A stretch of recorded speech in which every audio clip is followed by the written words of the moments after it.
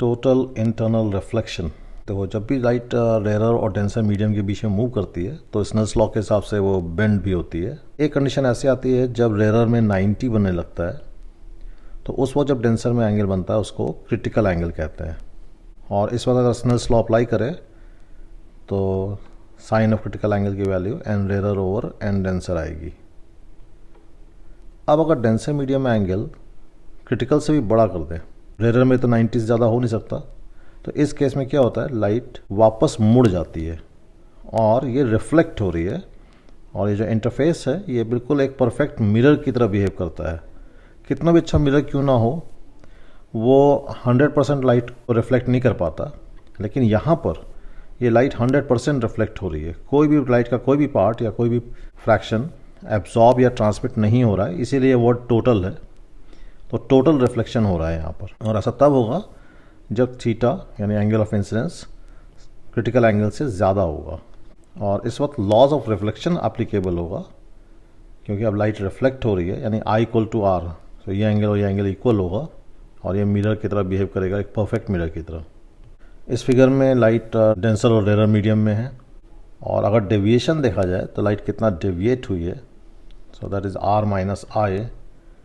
वो डेविएशन अगर फिगर में देखना चाहो तो सपोज करो लाइट डेंसर मीडियम से आ रही थी, तो लाइट ओरिजिनली इस रास्ते पे जा रही थी और अब लाइट ऐसे जा रही है, तो अपने ओरिजिनल रास्ते से जितना मुड़ गई ये डेविएशन हो गया।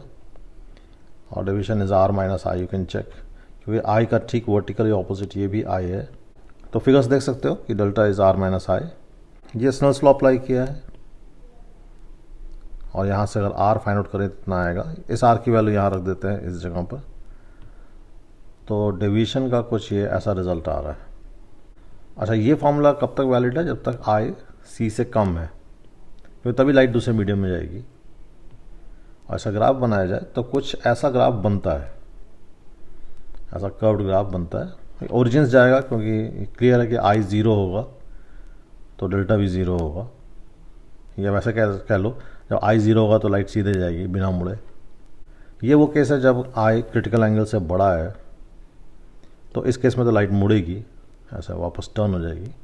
तो यहाँ जो डेविएशन हो रहा है वो जैसा मिरर में हुआ था, तो instead of going straight it has bend by this much of angle the reflected ray. तो यहाँ डेविएशन है 180 माइनस 2i। और इसका भी अगर ग्राफ बनाए तो ग्राफ वही है पुराना वाला, क्रिटिकल एंगल से कम है एंगल ऑफ इंसिडेंस, और जब angle of incidence critical angle से ज़्यादा है ग्राफ कुछ ऐसा बनेगा। स्ट्रेट लाइन ग्राफ है ये, सो स्ट्रेट लाइन ग्राफ। जब आई की वैल्यू सी होगी या सी से थोड़ी ज़्यादा, तो ये 180 माइनस 2c से स्टार्ट होगा, और जब आई की वैल्यू 90 होगी तो इसकी वैल्यू 0 होगी। तो it's a straight line going like this. और यहाँ पे सर्कल ये शो कर रहा है कि एग्जैक्टली सी वाला पॉइंट एक्सक्लूडेड है, यानी ये ग्राफ सी के आगे से स्टार्ट हो रहा है। सर्कल ऑफ इल्यूमिनेंस, तो सपोज करो ये एक सरफेस है और इस सरफेस से कुछ डेप्थ पे एक सोर्स रखा हुआ है, सोर्स ऑफ लाइट। अब इस सोर्स ऑफ लाइट से मान लो एक लाइट रे ऐसे जा रही है जो क्रिटिकल एंगल पे आ रही, वो 90 डिग्री पे आ जाएगी बाहर। अच्छा, क्रिटिकल एंगल यहाँ बनेगा, ऐसे ही क्रिटिकल एंगल इधर ही बनेगा, और इनफैक्ट ये क्रिटिकल एंगल एक सर्कल में बनेगा अगर 3 डायमेंशनली सोचो तो। अब ये लाइट रे ऑब्वियसली क्रिटिकल से छोटे एंगल पे स्ट्राइक किए, नॉर्मल से बड़े एंगल बनाते हुए आएगी।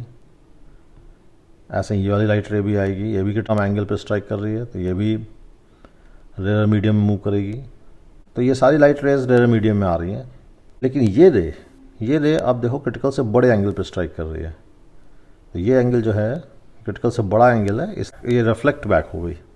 सारी रेज रिफ्लेक्ट बैक होंगी क्योंकि ये क्रिटिकल से बड़े एंगल पे टकरा रहे हैं।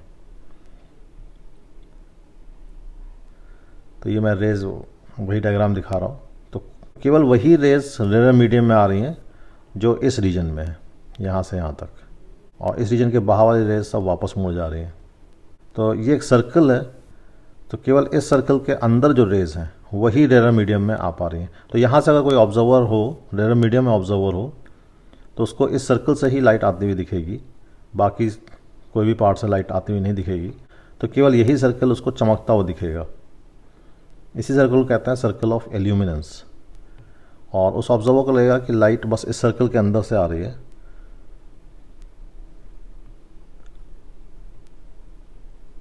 It's like this. तो बाहर वाला ऑब्जर्वर को केवल इस सर्कल के अंदर से लाइट आती हुई दिखेगी। इस सर्कल का अगर रेडियस निकालें, radius of circle of illuminance, और मान लें ये सोर्स जो है वो h डेप्थ पे है, ये एंगल क्रिटिकल एंगल है, तो यहाँ भी क्रिटिकल बनेगा। तो इस ट्रायंगल से देखो tan c is r by h,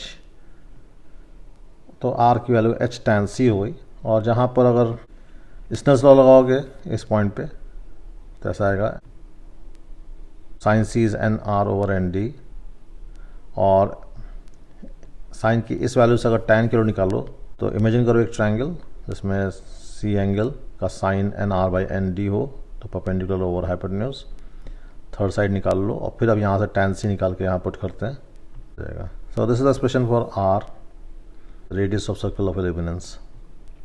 इस एग्जाम्पल में क्यूब है, निकालना है find the condition so that all light rays entering through face A B get totally reflected at face B C.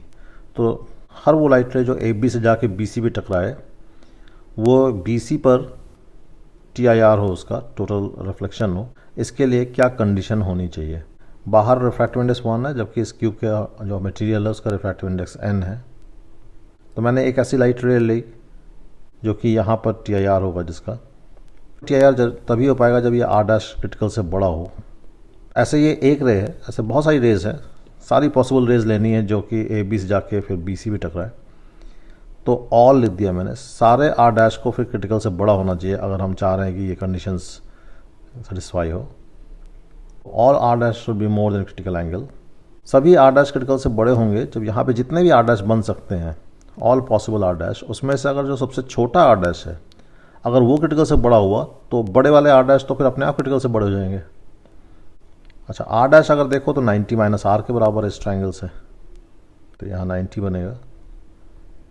तो r dash is 90 minus r, और r dash की अगर minimum value चाहिए तो वो 90 माइनस आर, और ये are की मैक्सिमम वैल्यू यहाँ यूज़ होगी, तभी आर डैश मिनिमम आएगा।